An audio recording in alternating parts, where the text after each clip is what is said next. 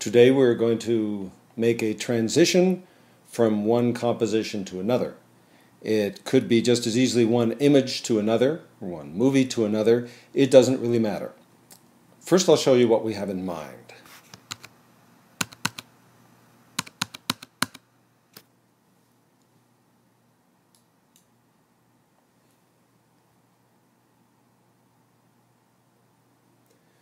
So you see we're transitioning from then to now. We're using these popping circles to reveal the now layer. I'm already giving you the then and the now layers. We're going to make one circle that will expand, and then we're going to copy that circle in a composition and then use that group of circles as a track mat to reveal the now composition. So let's go. Back into After Effects. As you can see, I've got these pre-made compositions, the now comp and the then comp. The now is just a layer of type over a black solid. The then is a layer of type over a white solid.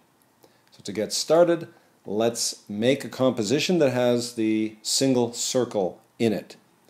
Composition, new composition. We'll call it circle comp.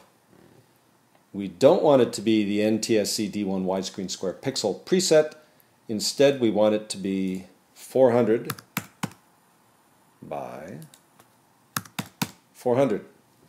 We want 2997 frames per second, and we actually want it 5 seconds long. The background color is not important, but just to make it a little easier to look at, we'll make it black. Okay, hit OK. That makes our new composition. It's a square. Terrific. In order to make a shape layer, you normally would use either the pen tool or the ellipse tool or one of the other tools available here. We're going to use the ellipse tool. Now to make a circle or an ellipse that fills the composition size, the shortcut is just to double click on the tool. So we double click on the ellipse tool and we have a shape layer. Now the shape layer happens to be black on black, so let's just change our fill, click in the black, and let's go with, oh, what the heck, red for now. And we don't want a stroke. If you already have a stroke, click on the word stroke and click the no stroke or the none button. Okay, terrific.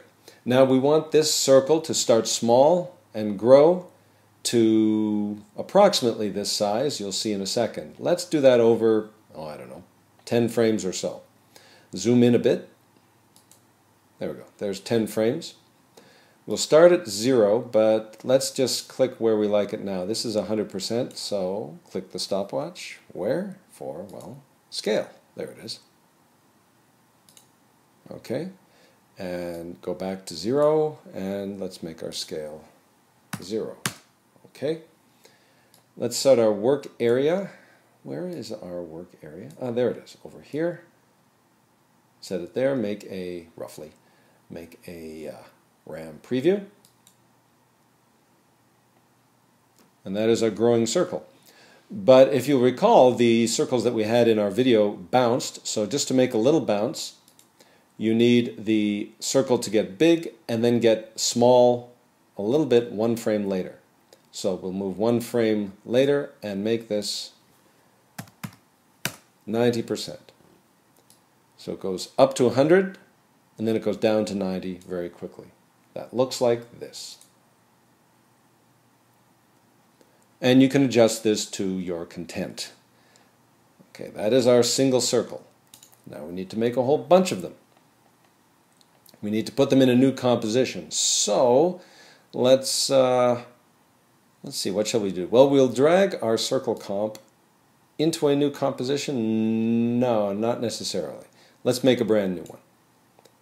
Brand new one. We'll call it the transition comp. And that one will actually be in the preset which is D1 NTSC D1 widescreen square pixel. Try saying that 3 times fast. 872 by 4086. This is on the preset. Square pixels, 2997, full and 5 seconds long. Black, sure. Okay.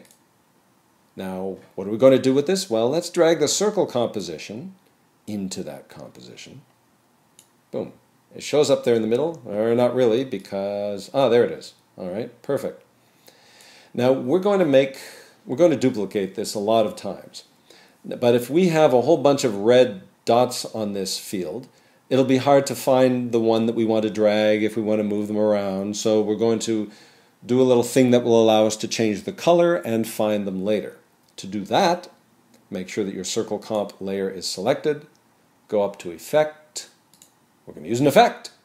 And Generate and Fill. I use fill a lot. It's a good, useful effect. Now the color that its default is red, so let's pick another one. Let's try some happy teal color. There we go. We've just changed the color of that circle to teal. So let's duplicate it now. Duplicate it with Command D. Find one and drag it. You see now, if we had a whole bunch of these all the same color, they could be difficult to find and drag. So let's change the color of this one to, it doesn't matter, anything. Make it green. And let's duplicate it one more time. And let's make the color, because it's automatically selected, just make it a pink. There we go. Drag it away. Okay. Now they're all the same size, which is very dull. Let's make one of them bigger. Hit S and make it bigger like that. And let's make this one a little smaller. Hit S, make it a little smaller. Okay. Let's duplicate these. Select them all, like Shift Select. Hit Command D. You're selecting a bunch of them. To put this group all together again, just drag down a little bit and you'll see this black line appear, release, and they're all together again. Now, what else are we going to do here? We don't want them all to come up at the same time. We want to stagger them. So let's just stagger them off a little bit, like that, I guess, and then we'll select these three, bring them over to here, and drag these three, kind of like that. What's that look like? 1, 2, 3, and then we get this strange little thing happening because they're all in the same place. Well, let's move one. Let's take the pink one and move it over here. Let's change the color so we can keep everything straight. Great, fabulous. And what's the next one? This one is green, make it a different color. Let's try orange. Great. And let's put that one over there. And the last one is probably teal. Let's make it a darker teal. How's that for you? Find it. Where is it? Because it hasn't appeared yet. Move over here. There it is. Great. Now the sharp-eyed among you have probably figured out that our plan here, our cunning plan as it were, is to fill the screen with these things. So they go boink, boink, boink, boink, boink, boink, boink, boink, boink, and eventually we add maybe 3 more and they'll probably fill the screen. So just duplicate. Well, first you have to select, Shift Select, 1, 2, Command D, drag to black line, boom, there they are. Move them later in time, and let's see what we get. Let's just grab the first one, pick a new color, I don't know, brown. There it is. Just so we can see it, put it over there, maybe. What's the next one? Let's pick a grayish, greenish, that looks good. Kind of an olive drab. Does that fill? Okay, let's put it down here. And our last one was that dark green. Let's put it over here and make it that. There it is, there it is. Over there. Does it fill it? Barely. We might have to scale it up a little bit. Grab and then hold down Shift. There we go. Okay. What does that look like?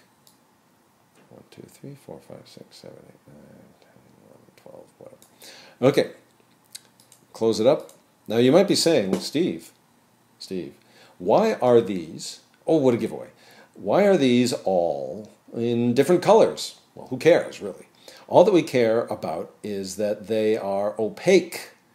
See, if you click your transparency grid here, you'll see that they're all opaque. And that is our transition composition. But we have to make use of it now. So, where are we going to put it? Well, we have a bunch of things. We have a circle comp, we have some pre-made comps, and we have a transition comp, but we don't have a main comp in which to work.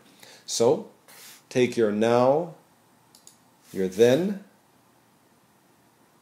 shift select, and now control or command select on Mac, your transition comp, all three of those, drag them onto the new composition button, and you will make a new composition that contains those three, and just happens to have the same dimensions as any of these. You can choose one of these, but they're all the same, so it doesn't matter which one you choose. Let's just leave it at the now composition. We want to make a single composition that contains all three of these. Still duration doesn't matter. That's if you import a still image, that tells you how long it will be in seconds. This is not relevant to us. Add to render queue, not yet. Sequence layers, no. That means we would want the layers to start at different times. We don't care. So all that we care about is single composition. Use dimensions from, well, who cares? So just hit OK. Now we have a new composition. It's called Now Comp 2, which the name comes from the one that we were using the dimensions of. Remember, it was the Now Comp, but we don't like that name. So hit Enter, or if you're on a laptop, use Function Enter. You should use the Enter that's on the numeric keypad if you're on a big keyboard. So hit Enter. Yeah, make sure that you're selected in here. There it is. You gotta be in this window, so you see the little gold line there. Let's call it the main comp. Perfect. We're now in the main comp. Terrific. Let's hide the rest of these guys. Hide the transition, click the little X, hide the circle, hide the then, hide the now. All right. So we're now in the main comp. This is what we see. Not too much. Why? Because all we see is the now comp. Bring the transition comp up to the top. Boom.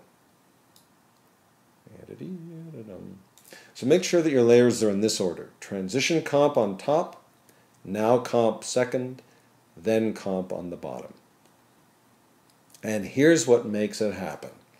Make sure that you see mode and Turkmat here in your timeline. If you do not see them, click on Toggles, Switches, Modes. These are switches. These are modes. You want modes.